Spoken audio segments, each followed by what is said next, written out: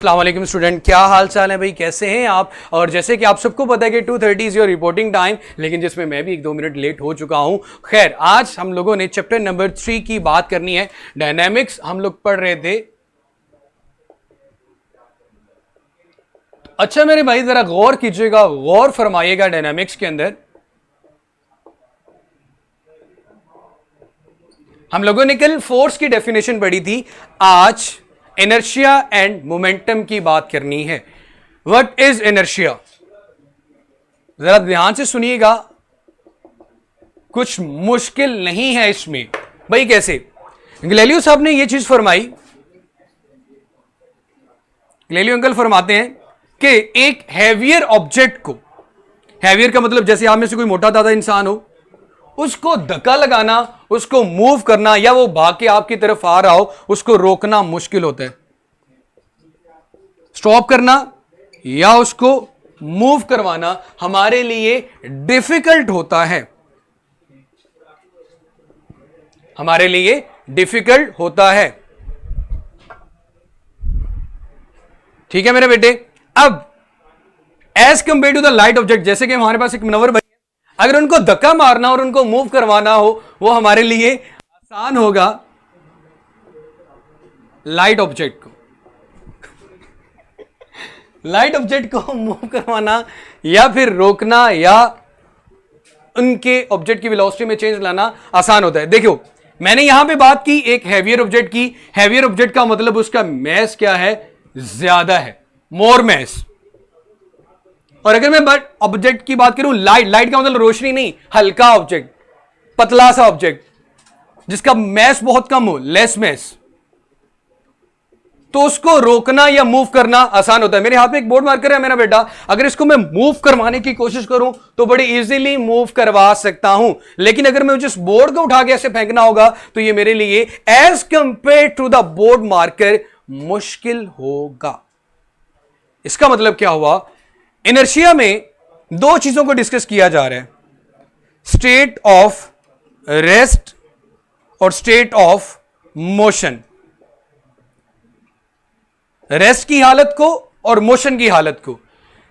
अब बड़े आसान लफ्जों में, हालांकि इस बात में गैलीलियो साहब को बड़ी मजेदार बात की, जैसे उन्होंने नोबेल प्राइज भी दिया गया है। अगर मैं ये बात करूं कि होता क्या है, एक भारी ऑब्जेक्ट को और एक लाइट ऑब्जेक्ट को जब आप मूव करने की कोशिश करते हो या रोकने की कोशिश करते हो, मूव करने की कोशिश करोगे या फिर रोकने की कोशिश करोगे, दोनों केसेस में आपको जिस रुकावट का सामना करना पड़ेगा वो उसका मैस होगा, और इस चीज को नाम दिया जाता है इनर्शिया का। किसी भी ऑब्जेक्ट की स्टेट में चेंज लाते हुए अगर वो मूव कर रहा है तो उसको रोकने के लिए, अगर वो रुका हुआ है तो उसको मूव करने के लिए आपको जिस रुकावट या तकलीफ का सामना करना पड़ेगा, उस रुकावट को हम नाम देते हैं इनर्शिया का। Inertia is a property of a material due to which it resist any change in its state of rest और state of motion. Have you send? ठीक है, ऑल क्लियर सर जी, जज़ाकल्लाह। सो स्टेट ऑफ रेस्ट और state of motion में change लाते हुए आपको जिस रुकावट या प्रॉब्लम का सामना करना पड़ता है वो इनर्शिया है। और इनर्शिया में आप ये बात कर सकते हो, कब इनर्शिया ज्यादा होगा? जब मैस ज्यादा होगा। कब इनर्शिया कम होगा? जब मैस कम होगा। So inertia is directly proportional to mass. Inertia is directly proportional to mass. Inertia is directly proportional to mass.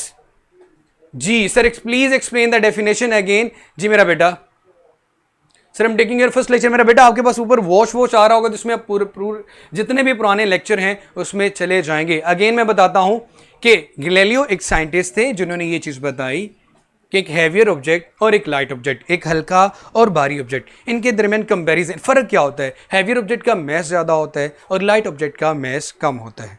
मसला यह है कि जब आप किसी ऑब्जेक्ट की स्टेट में चेंज ला, स्टेट का मतलब क्या? अगर वो रेस्ट में है तो आप उसको मूव करवाते हो, अगर वो मूव कर रहे हैं तो आप उसको रेस्ट में लाने की कोशिश करते हो। इन दोनों सूरतों में ऑब्जेक्ट हमेशा रेजिस्ट करता है। किसकी वजह से? अपने मैस की वजह से कि भाई मेरी स्टेट में चेंज ना लाया जाए। सो ऑब्जेक्ट की स्टेट में चेंज लाते हुए आपको जिस रुकावट तकलीफ का सामना करना पड़ता है वो उसका मैस हो। जी मेरे बेटे, थोड़े से टेक्निकल इशू की वजह से ये प्रॉब्लम आ चुका था। Again the issue has been resolve. Again बात करते हैं हमारे पास मोमेंटम की। सो जरा ध्यान से सुनिएगा। Quantity of motion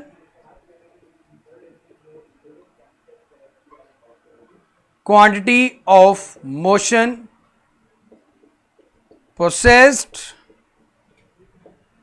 by a body, quantity of motion, word पे जरा गौर कीजिएगा, किसकी वजह से? By a body due to its mass and velocity. Quantity of motion में अगर मैस एंड वेलोसिटी को देखें तो हमारे पास जो चीज अटेन होती है, हासिल होती है, उसको हम नाम देते हैं मोमेंटम का। Momentum is the product of mass and velocity. इस क्वांटिटी ऑफ मोशन को जो हमें हासिल हो रही है मैस और वेलोसिटी के प्रोडक्ट से, इसको हम नाम देते हैं मोमेंटम का। Momentum is the product of mass and velocity. Momentum is the product of mass and velocity. Momentum is the product of mass and velocity.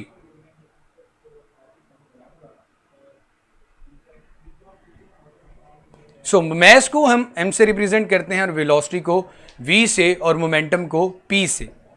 अब मेरा बेटा, अगर ऑब्जेक्ट रेस्ट में होगा तो वेलोसिटी जीरो होगी, तो उसका मोमेंटम भी क्या आएगा आपके पास?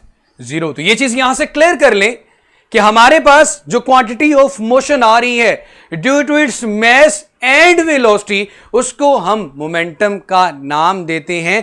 अगर ये मैं दो चीजों के दरमियान कंपैरिजन करूं, जैसे कि एक बुलेट है, बुलेट गन या बुलेट गन की जो बुलेट है उसके बारे में, और दूसरा में पोसेस का मतलब जो उसको अटेन होती है, हासिल होती है, या वो पोसेस करता है, क्वांटिटी ऑफ मोशन हासिल करता है due to its mass and velocity. कोई भी ऑब्जेक्ट अपने मैस और वेलोसिटी की वजह से जो चीज अटेन करता है, that is called momentum. So bullet और ट्रक के दरमियान बुलेट का मैस बहुत कम होता है और ट्रक का मैस बहुत ज्यादा होता है। अगर इन दोनों के दरमियान मुआवजा किया जाए, कंपैरिजन किया जाए, लेकिन मैं ये कह सकता हूं, मैं अगर ये बात करूं कि इनका जो मोमेंटम है वो सेम है। अब लोग ये कहेंगे एक छोटा सा ऑब्जेक्ट है, एक इतना बड़ा ट्रक है, तो मोमेंटम कैसे सेम हो गया? Because momentum is the product of mass and velocity. Because momentum is the product of mass and velocity. Momentum is the product of mass and velocity. Momentum जो हमारे पास प्रोडक्ट है वो mess और velocity का product है।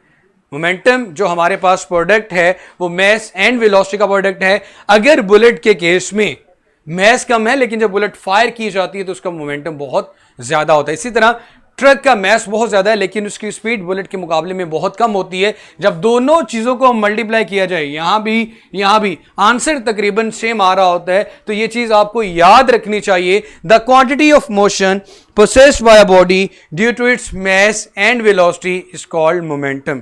Due to its mass and velocity is called momentum. The quantity of motion, जी, momentum is the product of mass and velocity. अब अगर इसके यूनिट की बात करूं, सो मैस का यूनिट हमारे पास होता है किलोग्राम और वेलोसिटी का यूनिट होता है मीटर पर सेकंड। सो यूनिट बन गया किलोग्राम मीटर पर सेकंड। वैल्यूज कुछ भी ले सकते हैं आप लोग।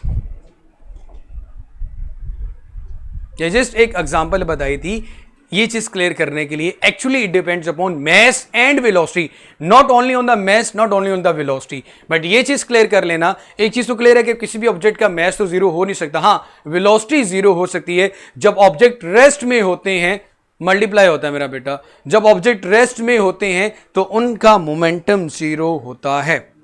तो आज का मेरा बेटा जो हमारा लेक्चर है वो यहीं पे वाइंड अप होता है, यहीं पे ख़त्म होता है। इंशाल्लाह कल मुलाकात होगी, कल बात होगी इन्हीं टॉपिक्स के ऊपर। इन्हीं टॉपिक्स को लेके अपना बहुत सारा सा ख्याल रखिएगा, खुश रहो, जीते रहो। लेक्चर के बारे में जो फीडबैक होता है मेरा बेटा वो भी ज़रूर देते रहा करें, और जो लोग न्यू आते हैं उन लोगों को भी गाइड करते रहा करें।